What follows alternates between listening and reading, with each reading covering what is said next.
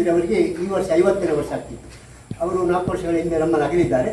ಆದರೂ ಅವರು ಇದ್ದರೆ 50 ವರ್ಷ ಆಗಿತ್ತು ಎಂಬ ಒಂದು ಅರ್ಥದಲ್ಲಿ ಅವರು ಪಂಚಾಶತ್ ಸ್ಮರಣ ಪಂಚಾಶತ್ ಸನ್ಮಾನ ಅಂತೇಳಿ 50 ಜನ ಬಲಿಪ ಪ್ರಸಾದರ ಬಗ್ಗೆ ಒಳಗಿದ್ದವರಿಗೆ ಅಭಿಮಾನಿಗಳಿಗೆ ಹಾಗೂ ವಿವಿಧ ಕ್ಷೇತ್ರಗಳಲ್ಲಿ ಬಿಡಿದವರಿಗೆ ಸನ್ಮಾನ ಮಾಡುವಂಥ ಉತ್ತಮ ಕಾರ್ಯ ನಂಬಿಕೊಂಡಿದ್ದಾರೆ.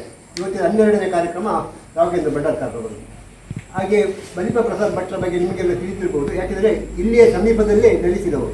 ಅವರು ಬಲಿಪ ಪರಂಪರೆ ಎಂಬುದೊಂದು ಯಕ್ಷಗಾನ ಕ್ಷೇತ್ರದ ಭಾಗವತಿಗೆ ಒಂದು ಹೆಸರನ್ನು ತಂದು ಕೊಟ್ಟಂಥದ್ದು. ಅಂತಹ ಬಲಿಪ ಪರಂಪರೆಯಲ್ಲಿ ಬಲಿಪರ ಒಂದು ಶೈಲಿ ಏನುಂಟು ಅದನ್ನು ಮುಂದುವರಿಸಿಕೊಂಡು ಬಂದವರು.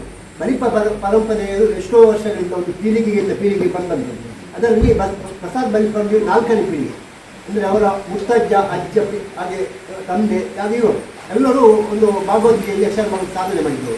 ಪ್ರಸಾದ್ ಭಾಗವತಿಗೆ ಅತ್ಯಂತ ಒಂದು ಎಲ್ಲರಿಗೂ ಒಂದು ಮೆಚ್ಚುಗೆ ಆಗುವಂಥದ್ದು. ಯಾಕೆಂದರೆ ಅವರು ಏರುಕಂಠ ಬಿಳಿ 4 ಅಥವಾ ಕಪ್ಪು 3 ಸೃಷ್ಟಿಯಲ್ಲಿ ಅವರು ನಿರಂತರವಾಗಿ ಪದ್ಯವನ್ನು ಇಟ್ಟರು. ಅವ್ರು ಹೇಳಿದಂಥ ಪದ್ಯ ಇವತ್ತಿಗೂ ಅವರು ನಮ್ಮಷ್ಟು ಇಲ್ಲದಿದ್ದರು.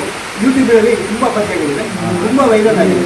ಅದು ಅವರು ದೇವಿ ಮಾತೆಯ ಕೆಲವು ಪದ್ಯಗಳು, ಹಾಗೆ ಲಲಿತ ಪದ್ಯಗಳು ಎಲ್ಲವೂ ಇಂದೂ ಸಹ ಒಂದು ಯಕ್ಷಗಾನ ರಸಿಕರ ಬಾಯಿಯಲ್ಲಿ ನಡೆದಾಗ್ತದೆ.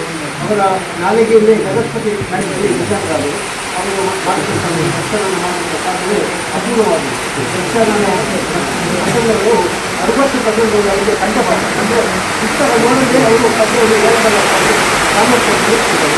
ಅದು ಯಕ್ಷಗಾನದಲ್ಲಿ ಕಾರ್ಯವಾಗಿ ಅದಕ್ಕೂ ಒಂದು ಸರಿಯಾಗಿ ಸದಸ್ಯರ ಬಳಿಕೆಯಲ್ಲಿ ಪ್ರಸಾದ್ ಬಳಿಕೆ ನೆನಪಿಗಾಗಿ ಅವರ ಜನ್ಮ ಸುವರ್ಣೋತ್ಸವ ವರ್ಷಾಚರಣೆ ಈ ಸಂದರ್ಭದಲ್ಲಿ ಈ ವರ್ಷ ಪೂರ್ತಿ ಆಚರಿಸಲಾಗುವ ಪಂಚಾಶತ್ ಸ್ಮರಣ ಪಂಚಾಶತ್ ಸನ್ಮಾನ ಸರಣಿಯ 12ನೇ ಕಾರ್ಯಕ್ರಮದಲ್ಲಿ ಬಲಿಪ ಪ್ರಸಾದ ಭಾಗವತರ ಸಾಧನಾ ಕ್ಷೇತ್ರವಾದ ಯಕ್ಷಗಾನ ಕ್ಷೇತ್ರದ ಉತ್ತಮ ಪ್ರೇಕ್ಷಕರಾಗಿ, ವಿಮರ್ಶಕರಾಗಿ, ಸಂಘಟಕರಾಗಿ ಗುರುತಿಸಿಕೊಂಡಿರುವ ಜ್ಯೋತಿಷ್ಯ, ವಾಸ್ತು ಮತ್ತು ಸಂಖ್ಯಾಶಾಸ್ತ್ರದ ಸಾಧಕ, ಹಲವು ವಿಮಾ ಕಂಪನಿಗಳ ವಿಮಾ ಸಲಹೆಗಾರ, ಪತ್ರಿಕಾ ಬರಹಗಾರ ಮತ್ತು ಹವ್ಯಾಸಿ ಪತ್ರಕರ್ತ, ಕೃಷಿ ಉಪಕರಣ ತಯಾರಿಕಾ ಘಟಕದಲ್ಲಿ ಇಂಜಿನಿಯರ್ ಮತ್ತು ತರಬೇತುದಾರರಾಗಿ ಅನುಭವ ಪಡೆದಿರುವ ಜನತಾ ವಿವಿಧೋದ್ದೇಶ ಸಹಕಾರಿ ಸಂಘದ ನಿರ್ದೇಶಕ, ತಾಲೂಕು ಸಹಕಾರ ಭಾರತೀಯ ಉಪಾಧ್ಯಕ್ಷ, ರಾಷ್ಟ್ರೀಯ ಸ್ವಯಂ ಸೇವಾ ಸಂಘದ ಪ್ರತಿ ಶಿಕ್ಷಕ ಮತ್ತು ಪ್ರಾರ್ಥನಾ ಪ್ರಮುಖ ಆಗಿಯೂ ಸೇವೆ ಸಲ್ಲಿಸಿರುವ ಬಹುವಿಧ ಸಾಧಕ, ಬಲಿಪ ಪ್ರಸಾದ ಭಾಗವತರ ಶಾಲಾ ಗುರುಗಳಾದ ದಿವಂಗತ ದಾಮೋದರ್ ಭಂಡಾರ್ಕರ್ ಅವರ ಸುಪುತ್ರ, ಕವಿ, ಹೃದಯಕ ಸಾಧಕ ಶ್ರೀ ಎಂ ರಾಘವೇಂದ್ರ ಭಂಡಾರ್ಕರ್ ಅವರಿಗೆ ಬಲಿಪ ಪ್ರಸಾದ ಭಾಗವತರ 50ರ ನೆನಪು ಪಂಚಾಶತ್ ಸ್ಮರಣ ಪಂಚಾಶತ್ ಸನ್ಮಾನ ಸರಣಿ ಕಾರ್ಯಕ್ರಮದ 12ನೇ ಸನ್ಮಾನವನ್ನು ಮಾರೂರಿನ ನಿಷ್ಣಾತ ಕುಶಲಕರ್ಮಿ ಸದಾಶಿವ ಆಚಾರ್ಯ ಅವರ ಕುಟುಂಬಕ್ಕೆ rotary club Moodabidri mid town power friends Bedra ಮತ್ತು ದಾನಿಗಳ ಸಹಕಾರದಲ್ಲಿ ಮಾರೂರಿನ ಗುಡ್ಡಲಂಗಡಿ ಬಳಿ ನಿರ್ಮಿಸಿರುವ ಶ್ರೀ ಕಾಳಿಕಾಂಬ ಮನೆಯನ್ನು ತಾರೀಖು 8/7/2026ರಂದು ಹಸ್ತಾಂತರಿಸುವ ಕಾರ್ಯಕ್ರಮದ ಸುಸಂದರ್ಭದಲ್ಲಿ ಗಣ್ಯರು ಮತ್ತು ಅಭಿಮಾನಿಗಳ ಸಮಕ್ಷಮದಲ್ಲಿ ನೀಡಿ ಗೌರವಿಸುತ್ತಿದ್ದೇವೆ. ಈ ಸನ್ಮಾನವನ್ನು ಸ್ವೀಕರಿಸಿದ ತಮಗೆ ಅಭಿನಂದನೆಗಳು. ಸಂಚಾಲಕರು, ಸಂಘಟಕರು ಮತ್ತು ಗೌರವ ಸಲಹೆಗಾರರು.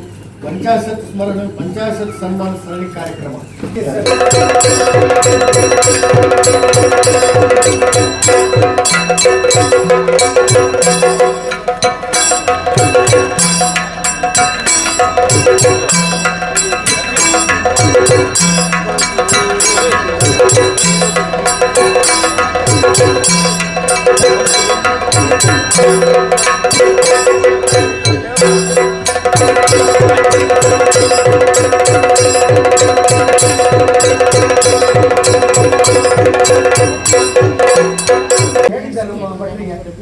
ನನ್ನ ಸಾಧನೆ ಇನ್ನೂ ಇದೆ, ಇನ್ನೂ ಇದು ಸಮುದ್ರ, ಇದರಲ್ಲಿ ಏನಿಲ್ಲ, ನನಗೆ ಬೇಡ, ಇಷ್ಟು ಬೇಗ ಬೇಡ ಅಂತ ಹೇಳಿದ್ದೆ. ಅಲ್ಲಿ ನನ್ನ ಸುಮಾರು ಸಲ ನನಗೆ ಫೋನ್ ಮಾಡಿ ಹೇಳಿದರು. ಮತ್ತೊಮ್ಮೆ ಹೇಳಿದರು ಅವರು, ಇದು ನಿಮ್ಮ ತಂದೆಯವರು ಬಲಿಪರಿಗೆ ಕಲಿಸಿದ್ದಾರೆ, ಬಲಿಪರ ಮಕ್ಕಳಿಗೆ ಎಲ್ಲರಿಗೆ ಕಲಿಸಿದ್ದಾರೆ, ಅದು ಅವರಿಗೆ ಸಲ್ಲುವ ಸನ್ಮಾನ ಅಂತೇಳಿ. ಆವಾಗ ನಾನು ಒಪ್ಪಿದೆ. ಎರಡನೇದು ಏನಂತ ಹೇಳಿದರೆ, ನನ್ನ ಊರು ಮಾರೂರು. ನಾನು ಈ ಮಾರೂರು ಯಾವತ್ತೂ ಮರೀಲಿಕ್ಕೆ ಸಾಧ್ಯ ಇಲ್ಲ. ಯಾಕಂತ ಹೇಳಿದರೆ, ನನ್ನ ಹುಟ್ಟಿದ ಊರು ನಾನು ಬಾಳೆಹೊನ್ನೂರು, ಚಿಕ್ಕಮಗಳೂರು ಡಿಸ್ಟ್ರಿಕ್ಟ್, ಬೆಳೆದ ಊರು ಮಾರೂರು. ಆದರೆ ಹುಟ್ಟಿದ ಊರಿನಷ್ಟೇ